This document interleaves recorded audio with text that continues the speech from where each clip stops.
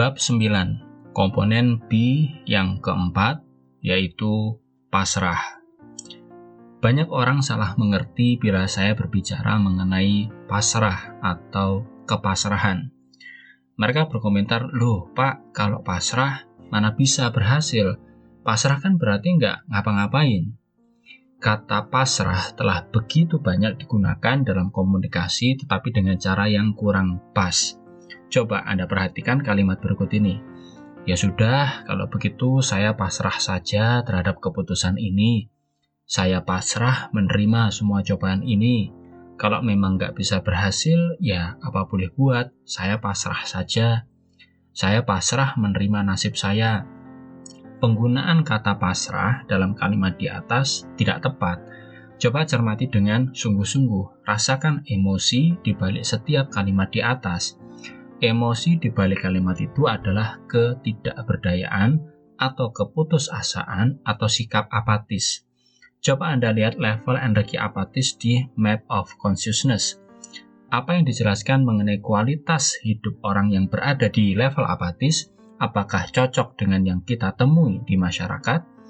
Pasrah yang saya maksud sesungguhnya adalah bahwa kita tidak terpengaruh oleh hasil yang dicapai, entah berhasil atau gagal. Bingung? Misalnya, kita ingin mendapatkan mobil.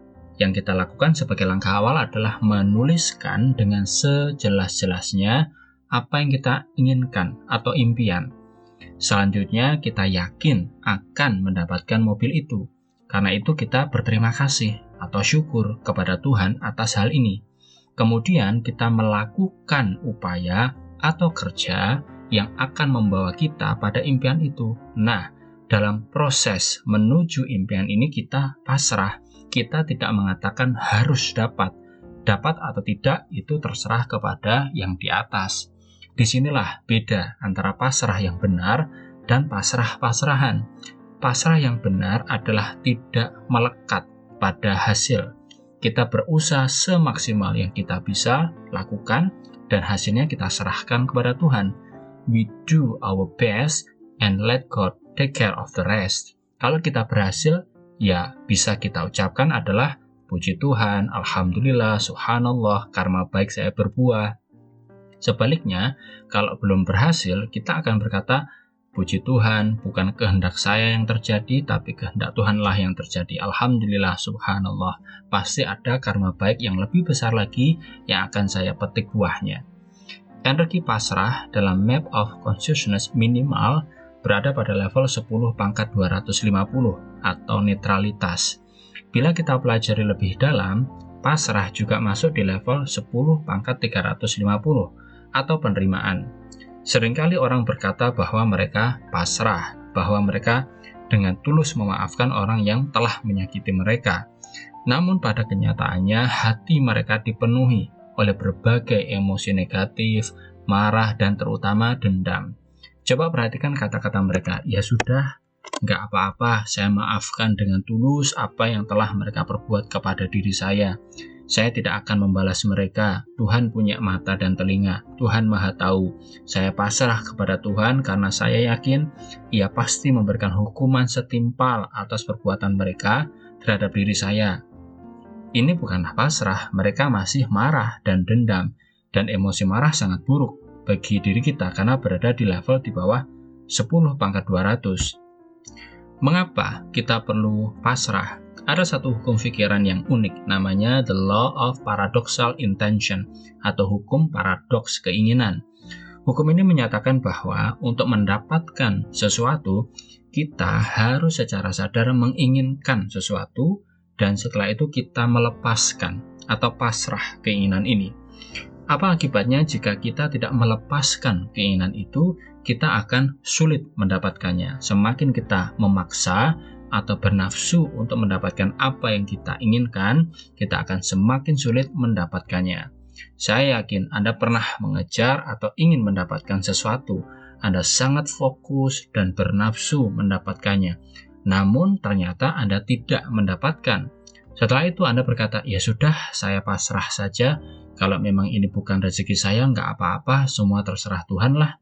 Nah, saat pasrah seperti ini, tiba-tiba dengan cara yang sangat ajaib, Anda justru mendapatkan hal yang Anda inginkan dengan sangat mudah. Anda pernah mengalami hal seperti ini? Saya sering. Benar-benar pasrah memang cukup sulit. Saya sering mendapat email dari pembaca buku yang bertanya, "Pak, bagaimana kita bisa pasrah kalau kita ingin mendapatkan sesuatu? Bukankah kalau kita melepaskan keinginan kita, kita justru tidak akan mendapatkannya?" Pembaca, hal ini memang agak sulit difahami karena sudah masuk ke wilayah rasa. Kepasrahan adalah sesuatu yang kita alami, rasakan, bukan yang kita pikirkan. Cepat atau lambat, jika sungguh-sungguh belajar pasrah, Anda pasti akan mengerti apa yang saya maksudkan.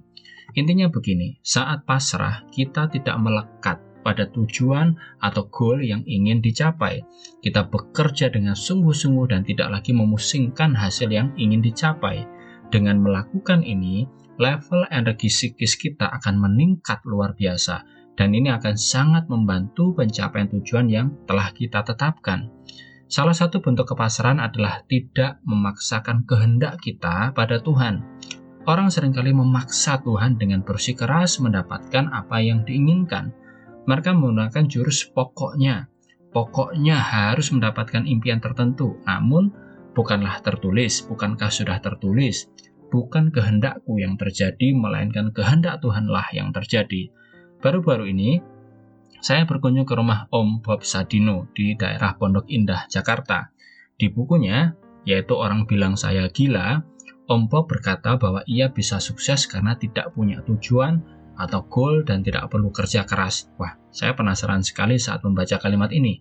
Namun setelah saya telusuri lebih dalam dengan hati-hati menganalisis pemikiran Om Bob, saya sampai pada satu kesimpulan, dan kesimpulan inilah yang saya sampaikan kepada Om Bob. Saat bertemu Om Bob, saya langsung memberondong beliau dengan pernyataan, Om Bob bohong saat berkata bahwa untuk sukses tidak perlu kerja keras dan tidak harus punya goal atau tujuan.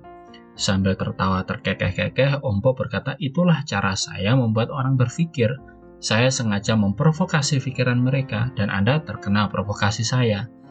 Dari diskusi yang sangat menarik ini, saya akhirnya mengerti pemikiran Om Bob. Ternyata beliau adalah seorang pekerja keras. Namun baginya kerja keras adalah hiburan. Jadi ia sama sekali tidak pernah merasa bekerja keras. Om Bob begitu menikmati setiap kegiatan yang ia lakukan. Yang dilakukan beliau bukanlah bekerja, melainkan menikmati passion-nya. Lalu bagaimana dengan kepasrahan? Nah, inilah yang luar biasa dari seorang Bob Sadino.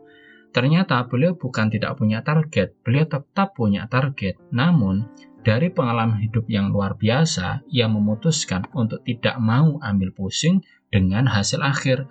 Yang penting bekerja saja, hasilnya adalah urusan Tuhan sepenuhnya. Dan inilah bentuk kepasrahan. Mengutip kata Om Bob, saya nggak bisa kerja kalau ada banyak pikiran, cemas atau takut bahwa target saya nggak bisa tercapai. Yang penting mulai melangkah, nggak perlu pakai analisis macam-macam. Agar bisa berhasil, saya perlu membebaskan otak saya dari pikiran-pikiran itu sehingga bisa bekerja optimal. Bukankah semua sudah ada yang ngatur? Nah, kita serahkan saja sepenuhnya kepada yang kuasa.